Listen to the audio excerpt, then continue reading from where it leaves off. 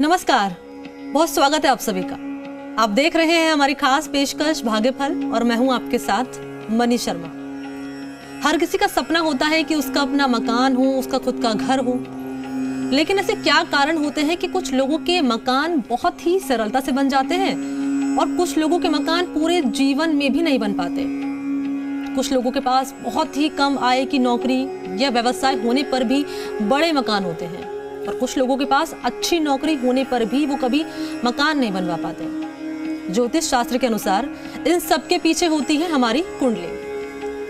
तो कुंडली का क्या महत्व है ये हम जानेंगे और इसी विषय पर विस्तार से जानकारी देने के लिए हमारे साथ इस वक्त मौजूद हैं, जुड़ चुके हैं ज्योतिष आचार्य पंडित पुरुषोत्तम गौड़ जी। आचार्य जी, आपका स्वागत है। जी धन्यवाद। श्री राम जय राम जय राम, मेरे राम की जय हो। तो बेहद ही महत्वपूर्ण हमने विषय रखा है क्योंकि अक्सर हम देखते हैं कि सवाल इसी के इर्द गिर्द आते हैं कि हमारा मकान नहीं बन पा रहा है, क्या किया जाए क्या ना किया जाए। तो इसी के बारे में हम जानकारी आप तक पहुंचाएंगे, लेकिन उससे पहले आपको बता दें कि आपके मन में कोई भी सवाल है, शंका है, हमारे साथ जुड़कर आप अपना सवाल आचार्य जी से कर सकते हैं। नंबर इस वक्त आपकी टीवी स्क्रीन पर हम फ्लैश करने जा रहे हैं, ये नंबर आप नोट कर लीजिएगा। नंबर है हमारा 0120-715-3826, 0120-715-3787। इन दोनों ही नंबर्स पर कॉल करके आपके जो भी सवाल हैं वो आप आचार्य जी से कर सकते हैं। और अपील भी करेंगे हम दर्शकों से कि आप जब जब हमें फ़ोन करें अपनी टीवी की वॉल्यूम बंद कर लें।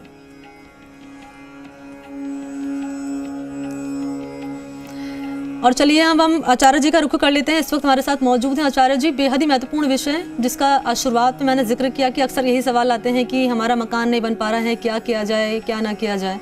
तो मैं चाहूंगी आप इसी से जुड़ी आज महत्वपूर्ण जानकारी साझा कर दीजिए दर्शकों के साथ।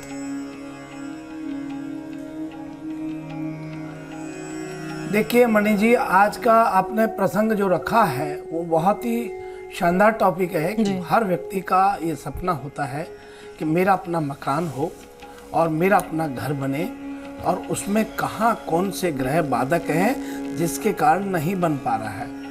हर किसी का सपना होता है।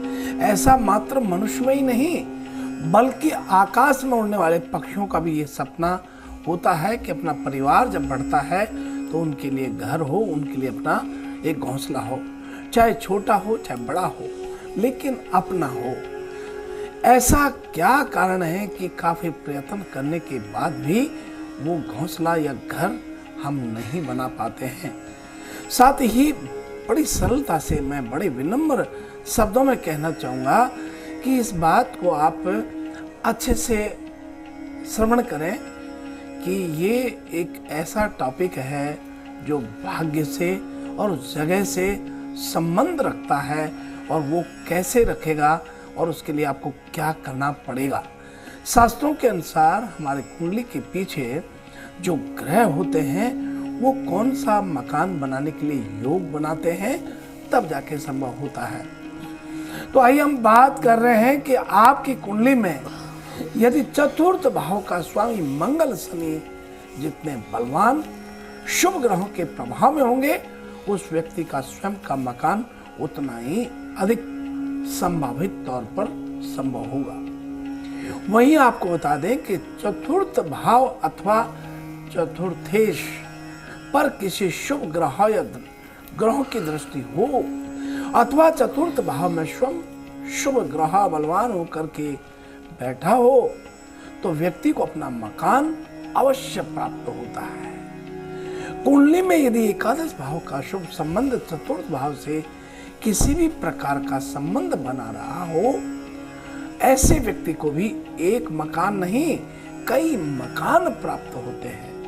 कई मकानों का सुख प्राप्त होता है, कई शहरों में मकान होते हैं, कई जगह मकान होते हैं, बल्कि वो मकान का क्रय विक्रय करके अपनी आजीविका चलाने लगता है। ऐसे में हम इनको प्रॉपर्टी डीलर या फिर ब्रोकरेज भी कह सकते हैं। अष्टम और चतुर्थ एकादश भाव का संबंध यदि कुंडली में पैतृक संपत्ति के लिए देख रहा हो, तो फिर पैतृक संपत्ति या फिर ससुराल के सहयोग से उसे मकान प्राप्त होता है। आपको जो हम बताना चाह रहे हैं वो ये है कि आप अपनी कुंडली को देख सकते हैं। बड़ी सरल भाषा में बड़े विनम्र भाव से कहना चाहेंगे कि आप अपनी कुंडली का लगन देखते हुए और चतुर्थ भाव को यदि आप देखते हैं तो उसमें चतुर्थेश का संबंध 12वें भाव से यदि बन रहा हो तो व्यक्ति अपने मूल स्थान से कहीं दूर जाकर के और अपना आवास बनाता है, अपना मकान का निवास करता है। और ऐसे व्यक्ति खास तौर पर विदेश में जाकर के भी मकान के निर्माण कर लिया करते हैं। चतुर्थ भाव या उसके स्वामी पर बुध ग्रह का शुभ प्रभाव यदि होता है तो व्यक्ति का मकान व्यापारिक स्थल पर बाजार में होता है अथवा वो अपने मकान से व्यापारिक गतिविधियां को संचालित करने लगता है। यदि कुंडली में यानी चौथे भाव का बहुत बड़ा महत्व है, चतुर्थ भाव या उसके स्वामी का संबंध किसी भी प्रकार से भाग्येश यानी नवम घर से होगा तो आप समझिए उस व्यक्ति के मकान बड़े सरल भाव से बनने लगते हैं। इस प्रकार की कुंडली में मकान बनने में विशेषकर अपने पिता का बहुत सहयोग उनको प्राप्त होता है।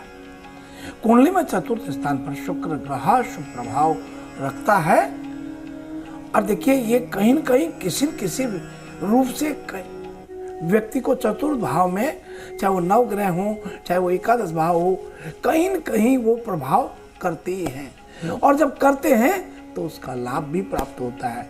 तभी तो देखिए ना आप 100 में से आज 60% लोगों के पास अपने निजी मकान होते हैं और निजी मकान जब होते हैं जब ये ग्रह का ऐसी प्रकार से व्यवस्थाएं आपस में बनती हैं। आपको जो मैं कहना चाहता हूं कि चतुर्थ भाव किसी भी शुभ ग्रह की दृष्टि, शुभ ग्रह लगन मित्र यदि रखता है तो व्यक्ति को उत्तम भवन का निर्माण होता है, सुख की प्राप्ति होती है। इस प्रकार से ये हमारा अपना आज एक बहुत छोटा सा विषय, लेकिन ये विषय बहुत महत्वपूर्ण। मणि जी आपका बहुत बहुत आभार कि आप सदैव अच्छे विषय को, अच्छे टॉपिक को चुन करके प्रश्न करती है जिससे हमारे दर्शकों को हर प्रकार से उनको लाभ मिले। और खास तौर पर आज का विषय तो बहुत ही महत्वपूर्ण रखा कि प्रत्येक व्यक्ति का सपना अपना मकान होता है और उसके लिए आपने विस्तार से जानकारी देने के लिए मुझे एक सुझाव दिया तो मुझे बहुत अच्छा लगा। आपको बहुत मंगल शुभकामनाएं, आपको बहुत आशीर्वाद है। बिल्कुल आचार्य जी, और आपका भी बहुत बहुत शुक्रिया। आपका महत्वपूर्ण जानकारी आपने इस विषय को लेकर साझा की है, क्योंकि अक्सर सवाल हमारे पास यही आते हैं कॉलर्स के कि हम क्या करें क्या ना करें, हमारा घर नहीं बन पा रहा है। तो जानकारी आचार्य जी ने साझा की है और उम्मीद करते हैं कि दर्शकों ने जो इस वक्त हमें देख रहे हैं जी राजस्थान पर, उन्होंने ये जानकारी नोट कर ली होगी आगे के लिए। बहरहाल आचार्य जी हम कॉलर का रुख कर लेते हैं। पहले कॉलर इस वक्त हमारे साथ फोन लाइन पर मौजूद है, इनका सवाल हम जानेंगे, लेकिन पहले अपना नाम बताइए आप। लगता है क्योंकि टेक्निकल इशू आ रहा है शायद आचार्य जी। तो महत्वपूर्ण जानकारी आचार्य जी जैसे आपने साझा की है घर को लेकर, घर से जुड़ी हुई कि आखिर क्या किया जाए क्या नहीं किया जाए। लेकिन अक्सर ये भी देखा जाता है आचार्य जी घर में कि गृह प्रवेश से पहले किन किन बातों का ध्यान रखने की ज़रूरत है, क्योंकि हम देखते हैं कि अक्सर जब लोग घर बना लेते हैं तो उसमें यज्ञ कराया जाता है, पूजा पाठ कराया जाता है, तो उस दौरान क्या विधि होनी चाहिए, मैं चाहूंगी ये भी आप जानकारी साझा करिए।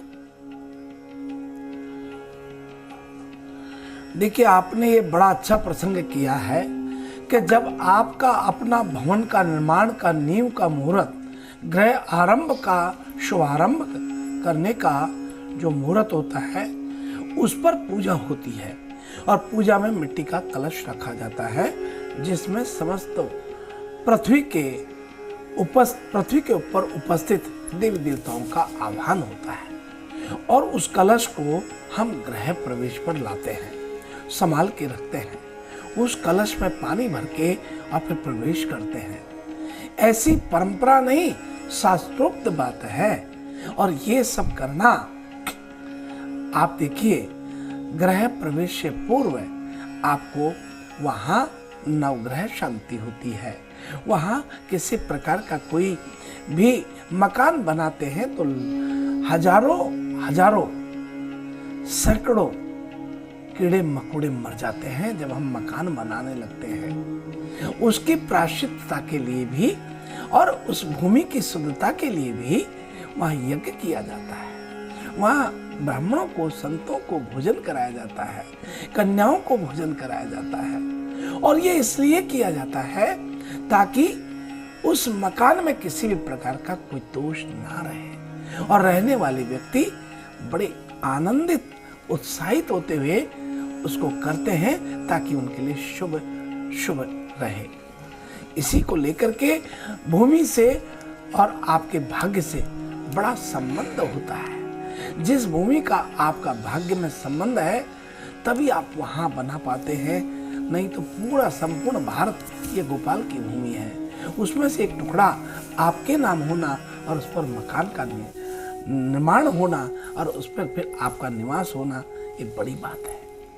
इसलिए ये मणि जी सही बात है कि जब मकान का प्रवेश हो तो फिर ग्रह शांति होने आवश्यक है, और ग्रह शांति के साथ साथ वास्तु के जप होना आवश्यक है, क्योंकि वास्तु पुरुष पाताल लोक का मालिक है, उसके जप होते हैं तभी लाभ मिलता है। जी बिल्कुल सही कहा आपने आचार्य जी। और क्योंकि हमने आज घर से जुड़ा हुआ ही विषय रखा है तो हमारे सवाल भी आज इसी के इर्द गिर्द ही रहेंगे, और मैं चाहूँगी आप इसी को लेकर विस्तार से जानकारी लगातार साझा करते रहें। सवाल अब ये भी रहेगा आचार्य जी, क्योंकि हमने ग्रह प्रवेश का जिक्र तो कर लिया है, ग्रह शांति की जानकारी भी आपने साझा कर दी कि आखिर ग्रह शांति के लिए क्या किया जाए। ये बताइए आचार्य जी, क्योंकि घर में वास्तु की भी बहुत महत्वपूर्ण भूमिका होती है कि कहाँ हमारा शयन कक्ष होना चाहिए, कहाँ हमारी किचन होनी चाहिए, कहाँ हमारा बालकनी का रुख किस तरफ होना चाहिए, हम किस तरफ बैठें, किस तरफ हमें पूजा करने, मंदिर कहाँ होना चाहिए। तो मैं चाहूँगी ये भी आप बताएं दर्शकों को विस्तार से, ताकि जो लोग घर बना रहे हैं या घर लेने की प्लानिंग कर रहे हैं उनको ये जानकारी पहुँच जाए। देखिए, आपने बड़ा अच्छा जी, मकान का वास्तु यदि ठीक होता है तो रहने वाले व्यक्ति भी बहुत ठीक रहते हैं। जी। मकान का वास्तु क्या है? एक तरीके से पूरी आपके संपूर्ण शरीर का एक जो सांचा है, ढांचा है, उसी को लेकर के हम हमारे प्लॉट पर वास्तु के शरीर को फिट करते हैं, जिसमें वास्तु पुरुष का जो सिर है वो उत्तर पूर्व में रहता है, और वहां उत्तर पूर्व के स्थान को सदैव जल का स्थान बनाते हैं। उनके जब जल का स्थान बनाते हैं तो उल्टे हाथ पर सदैव अग्नि होती है। उल्टे हाथ की कोहनी के पास वहां वास्तु पुरुष का अग्नि, यानी वो अग्नि के लिए होता है। और इसी के साथ जब वास्तु पुरुष इस प्रकार से शरीर को हम वहां फिट करते हैं तो मकान मालिक का शयन कक्ष दक्षिण पश्चिम में होना चाहिए, क्योंकि दक्षिण पश्चिम का स्वामी राहु होता है और वो मंगल करता होता है। इसलिए साउथ वेस्ट में रहने वाले व्यक्ति का, मकान मालिक का शयन कक्ष होना चाहिए। शयन कक्ष में सिराना पूर्व उत्तर में होना चाहिए, या फिर उत्तर में सिराना ना करके, कभी भी उत्तर में सिराना नहीं करें, दक्षिण में सिराना होना चाहिए। और दक्षिण में सिराना करें या फिर पूर्व में आपका सिर करें, लेकिन उत्तर में कभी सिर ना करें। इस प्रकार से आपको अपनी तिजोरी साउथ वेस्ट में बनानी चाहिए। और ये तो आपका अपना मास्टर बेड की बात कर रहे हैं। मास्टर बेड के साथ आपको पश्चिम में थोड़ा खुला रखना चाहिए, क्योंकि वहां से वायु का आवागमन होता है, तभी वो मकान शुभ होता है। वायु कोण में वायु आनी चाहिए, और वायु कोण में आप लेट बाथरूम भी बना सकते हैं। और इसके अतिरिक्त फिर आपके यदि घर में कन्या है तो उनके लिए जो कक्ष है वो उत्तर पश्चिम का कक्ष होना चाहिए। ब्रह्मस्थल, आपकी जो छाती है, वास्तु पुरुष की जो छाती है, छाती पर कोई पिलर कॉलम खड़ा कर देते हैं तो व्यक्ति तड़फड़ाता रहता है। जब वास्तु पुरुष तड़फड़ाएगा, पाताल लोक का मालिक तड़फड़ाएगा, तो फिर वहां रहने वाले व्यक्ति कैसे प्रसन्न रह सकते हैं। इसलिए भीम या कॉलम वहां ब्रह्मस्थल पर नहीं रखने चाहिए, ब्रह्मस्थल खाली रहना चाहिए। आपको सिटी बनानी है तो फिर पश्चिम दक्षिण में बना सकते हैं। जी। आपका रसोई बनानी है तो पूर्व दक्षिण में बनानी चाहिए, और पानी का टैंक बनाते हैं तो उत्तर पूर्व में बनाना चाहिए। इस प्रकार से ये 81 घर होते हैं, अलग अलग देवी देवता के होते हैं। पूर्णतः इसको समझाने का प्रयास मैंने बहुत सूक्ष्म दृष्टिकोण से किया है, क्योंकि हमारे मणि जी का भाव ये रहता है कि प्रत्येक हमारे दर्शक को बहुत अच्छा हम दे पाएं, बेस्ट से बेस्ट उन्हें हम बता पाएं, ताकि उनके उज्जवल भविष्य के लिए वो काम आए। कई लोग इसको नोट करते हैं और जीवन में फिर उसको क्रियान्वित करते हैं। अच्छा, एक सवाल और आचार्य जी मेरा, मैं चाहूँगी आप संक्षेप में जानकारी साझा करें, उसके बाद हम जल्दी से फिर राशि फल को करेंगे। घर हमने ले लिया है, हमने घर बनवा लिया है, और शांति के लिए क्या किया जाए, वास्तु के लिए क्या किया जाए, तमाम जानकारी आपने साझा की है। एक चीज़ और बताइए आचार्य जी, पॉजिटिविटी, सकारात्मकता होनी घर में बहुत ज़रूरी है, क्योंकि अगर सकारात्मकता रहेगी तो सब काम अच्छे होंगे, तो उसके लिए क्या किया जाए?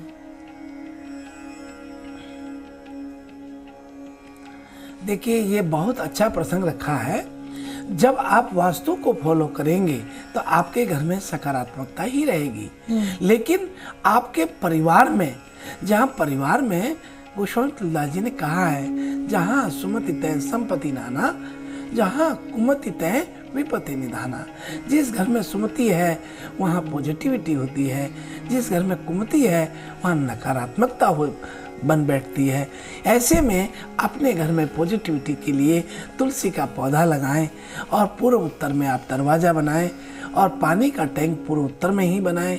इसके अतिरिक्त मान लीजिए आपकी दिशा और है तो फिर वास्तु से सलाह लेकर के अपना घर का निर्माण करें। ये सब करने से ही आपके घर के आनंद और मंगल के साथ रहने का आनंद आएगा, और पॉजिटिविटी हमेशा बरकरार रहेगी। ठीक है आचार्य जी, अब हम राशिफल का रुख कर लेते हैं और शुरुआत कर लेते हैं मेष राशि के साथ। आइए हम सबसे प्रथम बात कर रहे हैं मेष राशि वाले लोगों के लिए। आज आपके घर में पैसे यदि रखे हैं तो उस पर आपको ध्यान रखना होगा, नहीं तो कहीं नुकसान हो सकता है, क्योंकि आज उसमें गड़बड़ी होने के मुझे संकेत दिखाई देते हैं। घर का मुख्य दरवाजा आज थोड़ा बंद करें और सावचेत रहें, क्योंकि घर में से कुछ चोरी होने की आज संभावना दिखाई देती है। और अब आइए हम बात कर रहे हैं वृषभ राशि वाले लोगों के लिए। आज आपके व्यापार में नए ग्राहक तो बनेंगे, लेकिन जिनसे आगे चल करके आपको बहुत लाभ होगा, और बाजार में आपको नए मित्र भी आज बहुत मिलेंगे। छात्रों को आज किसी कारण से अपने माता पिता से डांट मिल सकती है, लेकिन ये डांट आपका उज्जवल भविष्य बनाने में बहुत सहायक रहेगी। माता पिता और गुरु की डांट तो सदैव सहायक होती है। और अब आइए हम बात कर रहे हैं मिथुन राशि वाले लोगों के लिए। मिथुन राशि के जातकों को आज के दिन फिजूली खर्ची पर रोक लगानी चाहिए, क्योंकि फिजूली खर्ची आज आपके बढ़ने के हमें संकेत दिखाई देते हैं। ऐसे में आपको ध्यान से खर्च करने की आवश्यकता है। घर के बाहर जाने से आज आपको बचना चाहिए, क्योंकि दुर्घटना होने की कोई संभावना हमें आज नजर आती है आपके ग्रह के विश्लेषण करने के बाद। और अब आइए हम बात कर रहे हैं कर्क राशि वाले लोगों के लिए। कर्क राशि के जातकों को आज के दिन परिवार में किसी सदस्य को लेकर के भारी परेशानी हो सकती है, क्योंकि परिवार के सदस्य को कोई गंभीर बीमारी या फिर आज उनकी तबीयत गड़बड़ होने से ओपन हो सकती है। ऐसे में उनका ध्यान रखें और थोड़ा धैर्य से काम लें तो ही ठीक रहेगा। और अब आइए हम बात कर रहे हैं सिंह राशि वाले लोगों के लिए। यदि कुछ दिनों से आपके वैवाहिक चर्चाएं चल रही हैं तो आज संभवतः उसमें सफलता प्राप्त होने के संकेत देते हैं। वहीं आपका वैवाहिक जीवन 1 वर्ष से कम हुआ है तो आपके जीवन में आज उथल पुथल हुई हो सकती है, क्योंकि पिछले दिनों से भी उथल पुथल चली आ रही होगी, तो आज वो भारी रूप ले सकती है, बड़ा रूप ले सकती है। इसलिए वाणी पर नियंत्रण रखें, क्रोध पर काबू बनाए रखें। दोनों के बीच आज आपसी समझ बढ़ाएंगे तो आपका उज्जवल भविष्य रहेगा। और अब आइए हम बात कर रहे हैं कन्या राशि वाले लोगों के लिए। कन्या राशि के जातकों को आज कार या बाइक में खराबी थोड़ी आ सकती है, जिसको लेकर आप थोड़े परेशान रह सकते हैं। अनजान व्यक्ति के साथ कोई बातचीत तो होगी, लेकिन निजी बातों को आपको आज साझा नहीं करना चाहिए। आज आपको बहुत धैर्य और विवेक से ही बात करनी चाहिए। अपने मन की बात बिल्कुल साझा ना करें तो ठीक रहेगा। और अब बात कर रहे हैं तुला राशि वाले लोगों के लिए। आज सुबह का समय पैसा इन्वेस्ट करने के लिए बहुत शुभ रहने वाला है और वहां से अच्छा लाभ मिलने वाला है। आप उसे लेकर आशावादी रहेंगे। दोस्तों के साथ आज आपके मधुर संबंध बनते हैं। और अब बात कर रहे हैं वृश्चिक राशि वाले लोगों के लिए। समाज में आज आपकी छवि सुधरेगी। सभी के मन में आपके प्रति मान सम्मान बढ़ेगा। परिवार में किसी के साथ बाहर जाने का प्लान भी आज आप कर सकते हैं। और अब आइए हम बात कर रहे हैं धनु राशि वाले लोगों के लिए। सुबह से शाम आज आप व्यस्त रहेंगे, लेकिन शाम में किसी के लिए समय निकालना आपको पड़ेगा और घर का कोई सदस्य आपके लिए कुछ स्पेशल करने का प्रयास जरूर करेगा। और भाई हम बात कर लेते हैं मकर राशि के लिए। आज जॉब से संबंधित किसी कार्य के लिए आपको विदेश जाने का प्लान भी आप कर सकते हैं। ऐसे संयोग बन रहे हैं। परिवार में आपको लेकर बहुत उत्साह रहेगा। कृषि के क्षेत्र में आज बड़ी उन्नति होने की स्थिति बनती है। और अब आइए हम बात कर रहे हैं कुंभ राशि वाले लोगों के लिए। कला, संगीत, मीडिया के क्षेत्र में कार्य कर रहे लोगों को आज के दिन किसी का सहयोग जरूर प्राप्त होगा। राजनीति के क्षेत्र में आज संभल करके काम करें, संभल करके काम करने की जरूरत है। और आज आप अपने निर्णय, आपके मन के अंदर जो चिंतन चल रहा है वो किसी को ओपन ना करें। अपनी मन के प्लान को ओपन करने से सफलता प्राप्त नहीं हो पा रही है। और अब बात कर रहे हैं मीन राशि वाले लोगों के लिए। घर में शादी को लेकर के बात आज आपकी छिड़ सकती है। आपके विवाह के लिए रिश्ते जो आ रहे हैं उनमें सफलता प्राप्त हो सकती है। यदि आपका विवाह हो चुका है तो अपने पार्टनर के साथ कहीं बाहर घूमने जाने का प्लान आज आपका हो सकता है। इस प्रकार से यह है आज का हमारा अपना राशिफल। बिल्कुल, ये रहा आज का राशिफल और आचार्य जी ने महत्वपूर्ण जानकारी साझा की हमारे साथ जुड़कर। बहुत शुक्रिया आपका आचार्य जी। जी शुभ आशीर्वाद, शुभ आशीर्वाद, शुभ प्रभात। जय श्री राम, मेरे राम की जय हो। और इसी के साथ हमारे इस खास पेशकश में फिलहाल इतना ही। मुझे दीजिए इजाजत। नमस्कार।